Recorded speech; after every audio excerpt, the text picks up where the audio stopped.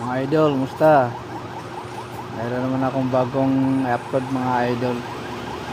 Sana suportahan nyo mga idol kung gawa namin na container. Oh.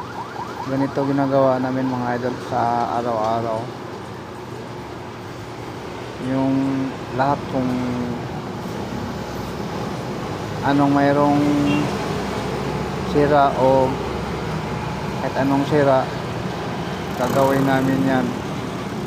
Tsaka logo, katulad yan, malabo na yung logo ng Oceanic. Nire-retouch namin yan mga idol. Tulad yan, no, yung logo ng Oceanic malabo na siya. Matatanggal yung pintura. Kaya nire-retouch namin mga idol. Pero lahat naman yan mga idol, kasama sa bayad yan. May papel yan. Kasama sa ano yan, damage yan. Pero matagal din yan gawin idol kasi ganyan, no, kailangan talaga di siya lumalampas sa guhit. Mas mabuti pa nga yung maglogo ka ng bago kasi madali lang kaysa ganyan, matagal yan. Kasi iwasan mo talaga mga idol na hindi siya tumutulo yung pintura kasi pangit tingnan. Ayan, o, isa-isa yan mga idol, pati sa kabila mayroon din. Lahat ng latag namin na container mga idol, nire-retouch namin yung logo lahat kasi mga luma na kasi yan Ayan, no, iniisa-isa ng kasama ko pag pintura.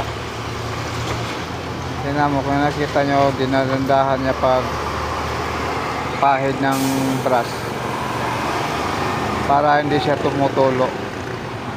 Ayan, o, kaya matagal siya gawin, matagal siya trabahoin. Katulad yan, bagong din yan, yung maliit na number, ang tawag doon prefix yun mga idol, prefix, tapos number nya. Ayan, o. Oh.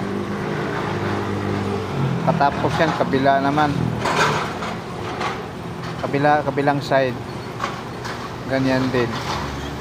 Tapos yung ibang container na naman, kasi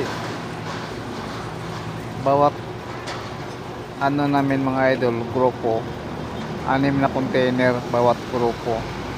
Kaya lahat ng container na yan sa 6 na yan, kung malabo yung logo o kaya number or prefix, nire-retouch namin yan lahat.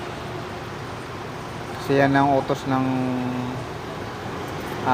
contractor namin at pati na rin sa may-ari, pinare-retouch nila. Ayan, o, mga 1 oras mga idol siguro mayroon yan, kabilaan. Matagal talaga yan, kasi bago yan brasan mga idol, hindi mo pwedeng